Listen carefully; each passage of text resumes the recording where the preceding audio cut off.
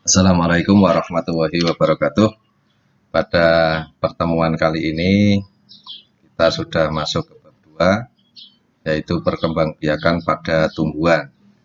Pada pertemuan sebelumnya kalian sudah melaksanakan praktek mencangkok. Sekarang saya jelaskan tentang beberapa perkembangbiakan pada tumbuhan. Langsung saja, jadi perkembangbiakan pada tumbuhan nanti kita akan mulai ada beberapa subbab. Kita mulai pada subbab yang pertama, yaitu perkembangbiakan vegetatif pada tumbuhan.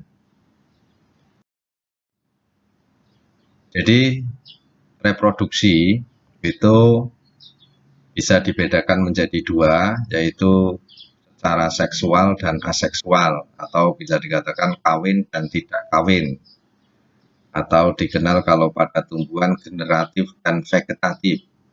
Perbedaannya apa? Kalau seksual itu terjadi peleburan sel kelamin jantan dan betina. Pada aseksual ini berarti tidak terjadi peleburan sel kelamin jantan dan betina. Kalau seksual ini melibatkan dua individu, aseksual ini hanya satu individu. Itu perbedaannya.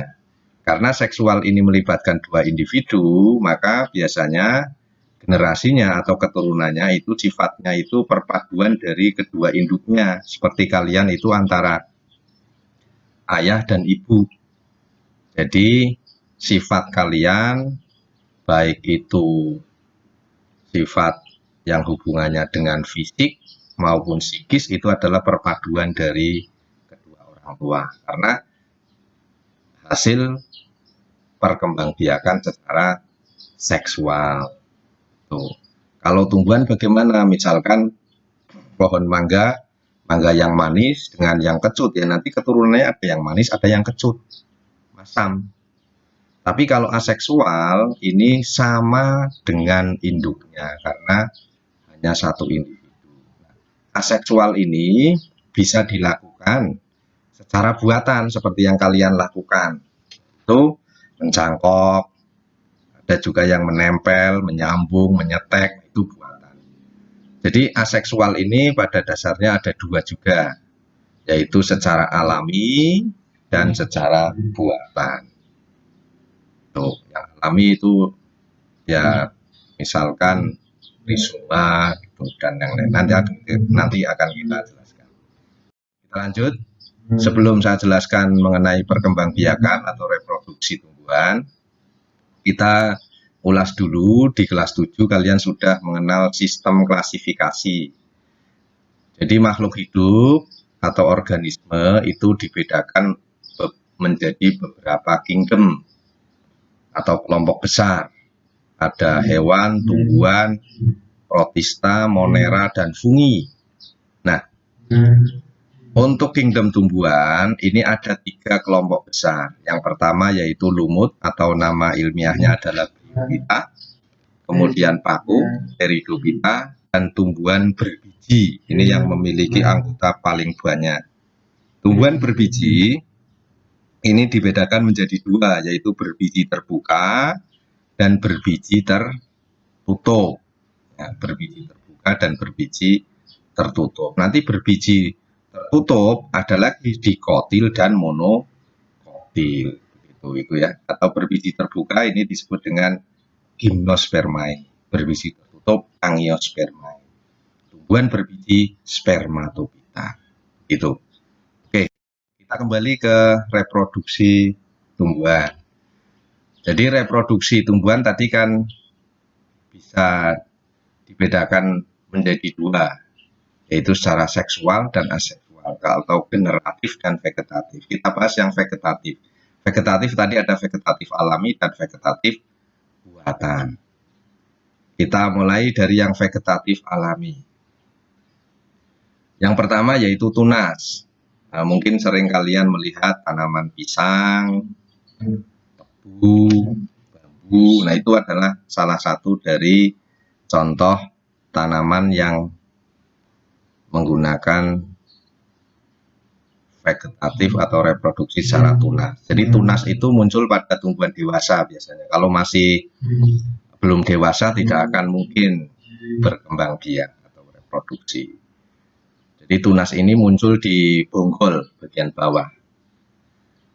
Kemudian yang kedua itu adalah tunas adventif atau kuncup adventif. Kuncup adventif ini ya sebetulnya tunas, cuman munculnya tidak dari bawah, tidak dari bonggol, bisa jadi dari akar, bisa dari daun. Yang dari akar contohnya apa? Sukun. Yang dari daun contohnya apa? Cocor bebek. Itu. Jadi tunas adventif itu adalah tunas yang tumbuh selain dari batang. Kemudian rizoma atau sering disebut dengan rimpang atau akar rimpang. Ini sebetulnya adalah batang yang terdapat di dalam tanah, bercabang dan tumbuh secara horizontal. Jadi di dalam tanah. Contohnya apa? Ini biasanya jahe, kunyit, kencur, laos, temu ireng, temu giling, temu kunci, hunci, banyak sekali. Ya, ini namanya rizomanya ini. Rizoma ya. Ganyong ya, itu. Kemudian berikutnya adalah geragih. Geragih ini berbeda dengan rizoma. Kalau geragih itu mendatar di atas permukaan tanah. Jadi geragih itu adalah batang yang tumbuh mendatar di atas permukaan tanah. Jadi tumbuhan baru dimulai dengan kuncup ujung yang menyentuh tanah, kemudian membelok ke atas. Contohnya apa? Contohnya ini adalah rumput teki, stroberi, pegagan, ya. Bisa juga kangkung, kemudian alang-alang, itu geragih. Jadi kalian harus bisa membedakan antara geragih dengan rizoma. Kalau geragih itu di atas permukaan tanah, kalau rizoma di bawah tanah, gitu ya. Kemudian umbi akar, ini adalah tanaman wortel ya. Jadi umbi akar itu adalah akar yang tumbuh membesar karena berisi cadangan makanan. Jadi akar ini sebetulnya adalah untuk cadangan makanan. Jika umbi akar ditanam bersama dengan pangkal batangnya, maka pada pangkal batang itu akan tumbuh tunas. Nah, tunas tersebut akan menjadi tumbuhan baru. Contohnya apa? Contohnya adalah wortel, dahlia, lobak, singkong. Itu adalah umbi akar. Kemudian umbi batang. Umbi batang itu adalah batang yang tumbuh di dalam tanah dan ujungnya menggelembung menjadi umbi. Nah ini. Jadi beda antara umbi akar, kalian harus bisa bedakan antara umbi akar dengan umbi batang. Kalau umbi batang itu adalah batang yang tumbuh di dalam tanah, gitu ya. Nah, fungsinya sebetulnya sama untuk cadangan makanan. Nah, contohnya apa? Kentang, ubi jalar, bengkoang, nah itu adalah umbi batang. Kemudian umbi lapis, nah ini pasti kalian sudah kenal semua. Jadi batang yang tumbuh di bawah tanah, menggelembung dan berair. Ini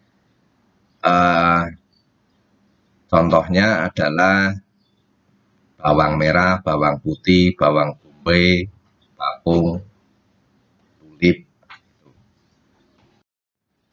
Nah, sekarang kita lanjut, yaitu tentang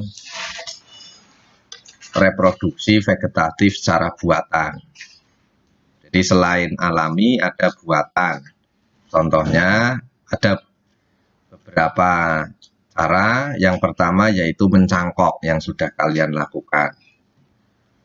Cangkok ini dapat dilakukan pada tumbuhan yang berkayu seperti mangga, rambutan, kelengkeng, jeruk, ya, pokoknya memiliki kambium, berkulit, berkayu. Nah, mencangkok, kenapa orang mencangkok? Pasti ada tujuannya. Kelebihannya apa mencangkok? Yang pertama, lebih cepat berbuah. Jadi mencangkok itu dibandingkan dengan menanam dari biji itu lebih cepat. Kemudian memiliki ciri yang sama dengan induknya. Jadi kalau kalian ingin memiliki pohon mangga yang manis, tinggal cangkok saja pohon mangga yang manis. Pasti nanti buahnya manis. Jadi cirinya sama. Kalau ingin memiliki mangga yang besar, ya cangkok saja mangga yang besar. Karena aseksual itu pasti sama dengan induknya. Tingkat keberhasilan besar. Kalau menanam biji mungkin kalian lama menunggunya, belum tentu berhasil. Tapi kalau mencangkok, tingkat keberhasilannya besar. Tapi punya kelemahan atau kekurangan. Karena mencangkok itu nanti akarnya itu tidak tunggang, jadi pakai akar serabut, maka ketika keringan itu tidak kuat kemarau, musim kemarau, jadi tidak tahan kemarau, kering. Dan juga karena tanaman yang dicangkok itu sudah tua, berarti sebetulnya tanaman hasil cangkokan itu juga sudah tua, jadi tidak kuat. Dan akarnya serabut juga, jadi mudah roboh. Itu kelemahannya. Yang berikutnya adalah merunduk. Merunduk itu sebetulnya mudah, jadi ada tanaman yang lentur, tinggal dirundukkan saja, dibenamkan tangkainya ke tanah, sehingga nanti tertanam di tanah, kemudian tumbuh akar, itu merunduk. Ya, contohnya apa? Contohnya alamanda. Kalian tahu tanaman alamanda? Nanti coba searching di Google, apa itu tanaman alamanda. Sebetulnya kalian pasti tahu, cuma tidak tahu namanya mungkin. Bunga alamanda. Kemudian menyambung. Nah, ini menyambung ini, jadi menyambung tanaman satu dengan yang lain. Jadi, misalkan kalian ingin memadukan dua individu, jadi pakai mangga yang buahnya besar, ingin buahnya besar, tinggal potong saja mangga yang buahnya besar, sambung dengan yang untuk menjadikan induknya. Jadi ini misalkan ini gambarnya ini pohon, ini disambung di sini. Jadi ini yang kualitasnya bagus, ini yang tidak bagus. Nanti ya buahnya bagus. Itu. Atau mungkin demikian. Kalian misalkan ingin satu tanaman bunga memiliki bermacam-macam warna. Ya tinggal disambung saja.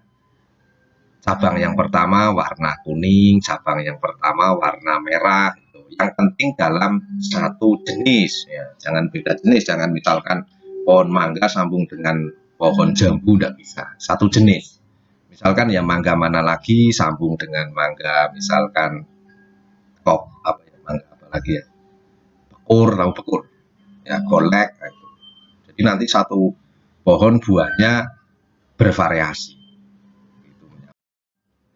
Kemudian okulasi atau menempel. Menempel hampir sama prinsipnya dengan menyambung. Bedanya kalau menyambung itu disambung, kalau menempel ya berarti ditempelin. Jadi di tunasnya dikupas, nanti ditempel dengan tunas yang mau dipadukan.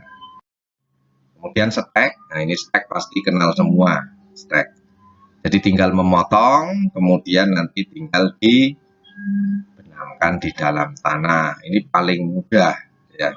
Tapi tidak semua tanaman bisa disetek. Ini yang sering adalah ya apa ini? Singkong. Singkong itu setek, tebu itu setek, gitu ya. Itu perkembangbiakan vegetatif pada tumbuhan. Itu saja. Terima kasih. Nanti kalian tugasnya adalah tolong dirangkum materi ini di dalam ya maksimal ya 2 lembar saja lah, nanti diupload di Classroom.